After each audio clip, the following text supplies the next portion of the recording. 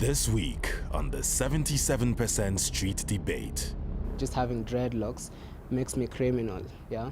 So that has made me encounter the police so many times. Most of these allegedly police killer cops, they don't wear uniform, they don't identify themselves. So the police is actually a mirror of the society that we are. The reforms that have been introduced have seen tremendous change. Tremendous change? Is this what we're calling tremendous change? No. I can tell you for a fact, the service that you see today is certainly not the surface pre-2010 constitution.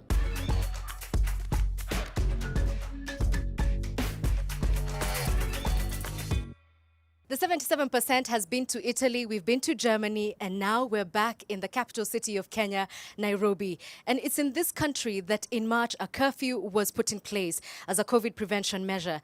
And it's reported by the Human Rights Watch that in the first 10 days of that curfew, 6 people died at the hands of police officers. And so today we're asking, who do you turn to when you need protection from the police? And as you can see, there are no uniformed police officers here. We did send them an invitation, literally camped at their office, but they didn't make it. But the show must go on. And so I'd like to begin this conversation with Perpetua Karaoke. She's actually from the Kayole Social Justice Center.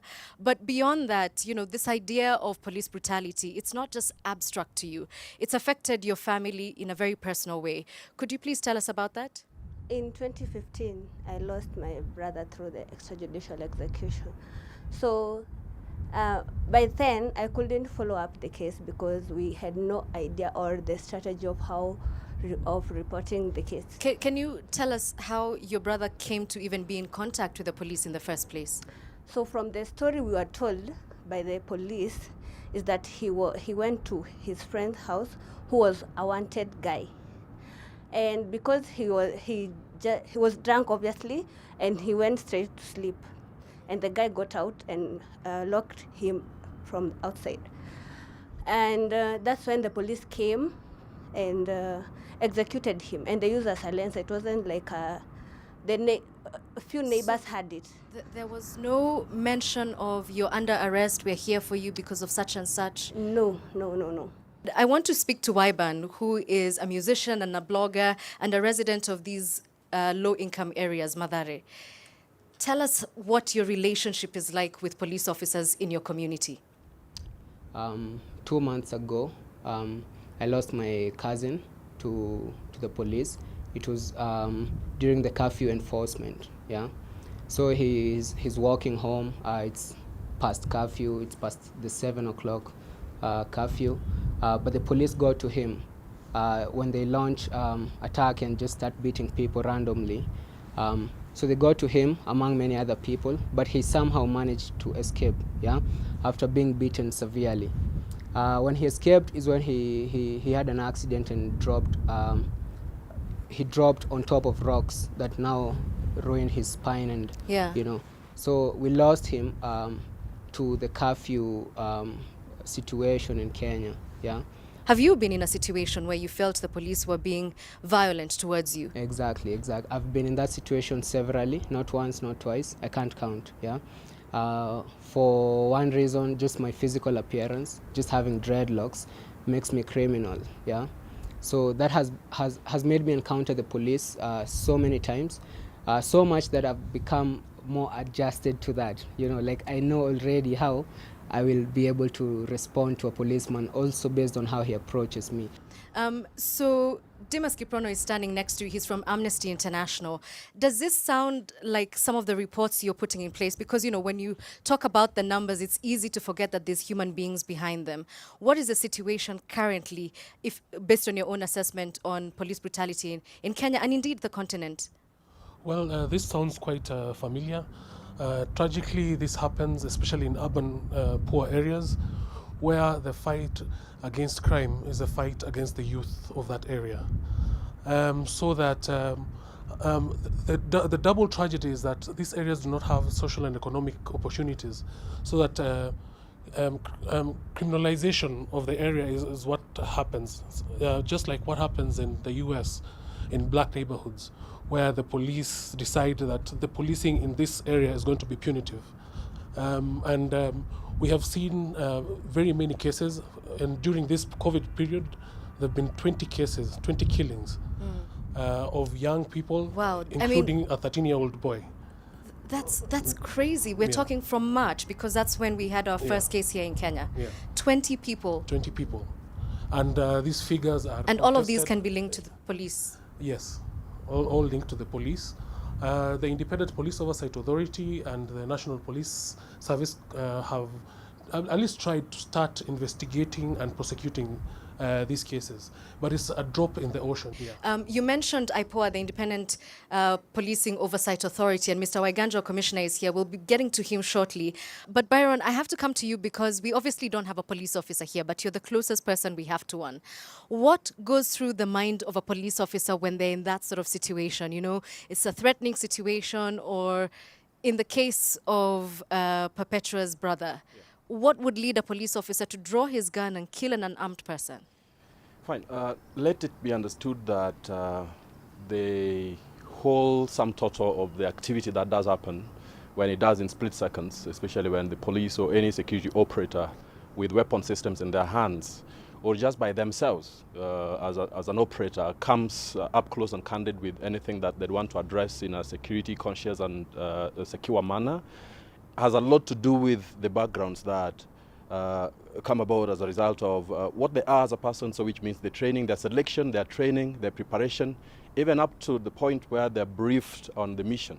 But isn't isn't the training specific enough that you understand the times when you can draw your weapon? Absolutely. What situations? So all that is covered in the training. Coming from a community of very high reliability organization like the Special Forces, I know for certain that when life is supposed to be taken, the decision is very, very critical. And so life that's supposed to be taken is that which is been thought about so many times and be set up so many times in terms of decision making on the part of the operators. So the judgment around the practice of security and all the delivery of security service has got to be rethought, and the functions thereof in terms of even the training and the preparation, or even the brief of the particular operators that are going to undertake an activity, has got to be refined to the last minute detail of that operation. So let's come to Mr. Waiganjo. We're hearing already some very staggering stories. So what you must be getting in your office must be out of this world. How many cases do you get on average of people complaining about police behavior? Between March and close of June, we received over 500 complaints. And that's clearly a very large number. And but then I want to say that those are not police killings, for instance. Those range from assault and serious injuries, of course, police killings, but the others, police misconduct. I mean, there's even cases of sexual violence. I was reading on your website, Yeah, police inaction, sexual violence, all manner of offenses that are purportedly done by our police officers. All right. I want to come back to Perpetua because at the time of your brother's killing, IPOA had already been formed. And I'm just wondering if you had this information, if you knew that there was a body specifically designed to handle cases such as yours. I didn't know. I didn't know. Okay, I knew there was IPOA, but I really didn't know its mandate or something, I later came after I became a HRD because most of my friends, even people I know in Kayole, were killed by police. So we sat down with my friends and we were like, what change can we bring in Kayole? Because internationally, Kayole was done in a negative way. So we tried as much as possible to create a better picture for Kayole. And first of all, is starting to document these cases because killings were being normalized in Kayole. I want to bring in Zube, who is actually a businessman in Isili. And, you know, we're hearing that on the one hand, yes, police do use the idea that it's criminals to sort of behave how they want. But at the same time, you've also experienced real criminals coming and threatening your business. And you're saying, actually, we really need these police officers because if they weren't there, we wouldn't have an economy. What used to happen in Isili, we used to have knife-wielding gangs, robbery with violence, and all those kind of things. So we, as residents and business people, sat down and come up with an idea of forming a community-based initiative and reaching out to police. how to manage these activities and all those things. And we lost a lot of people to these gangs and a lot of wealth to these gangs. Yeah. Yeah. So we're losing wealth to gangs, we're losing lives to gangs, we're also losing wealth to police officers and lives to police officers.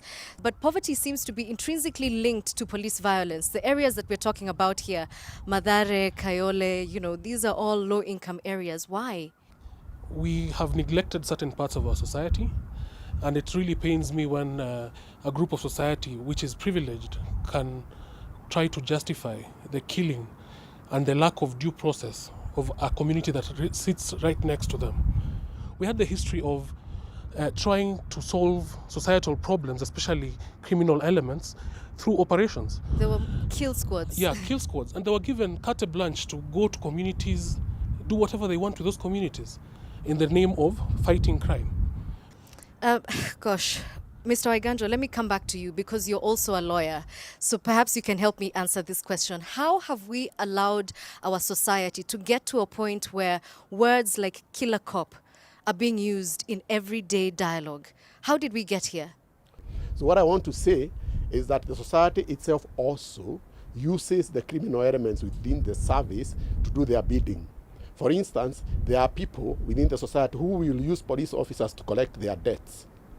There are those who use police officers to go and threaten their business rivals. You see? Literally be used as hired guns. Yes. So how many convictions has IPOA managed to get?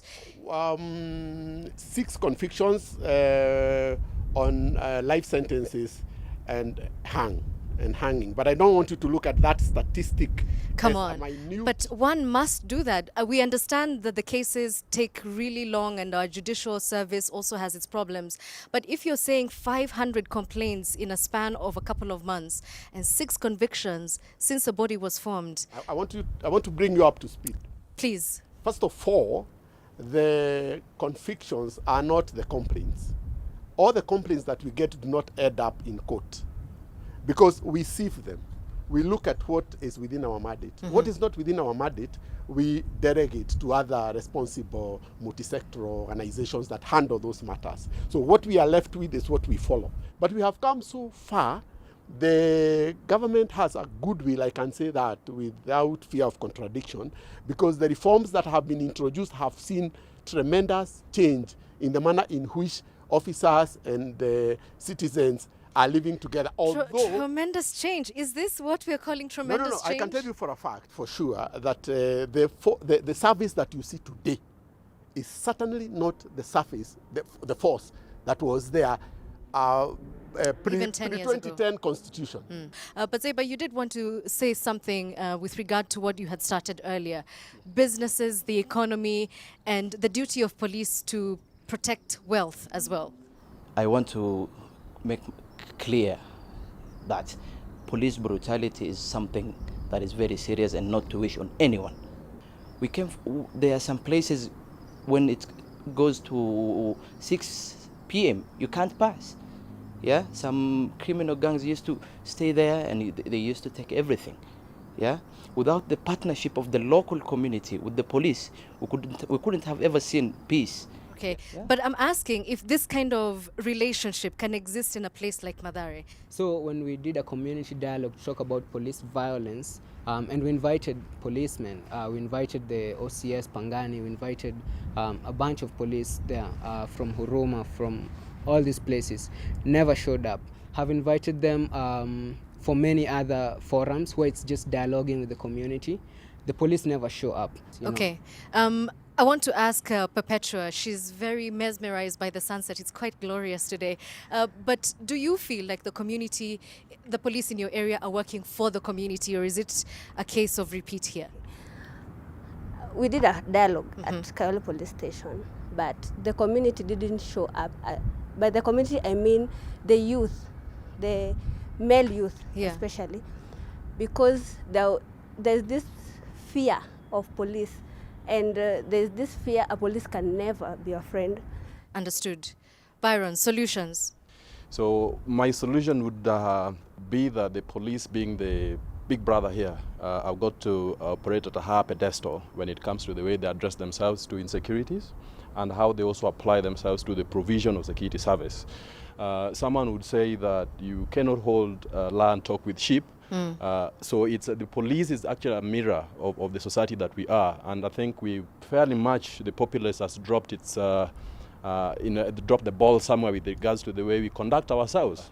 Okay, Perpetua, very quickly, we opened with you. I'd like to hear your final thoughts and also what you think can be done to bridge this gap between citizens and the police. Most of these allegedly police killer cops, they don't wear uniform.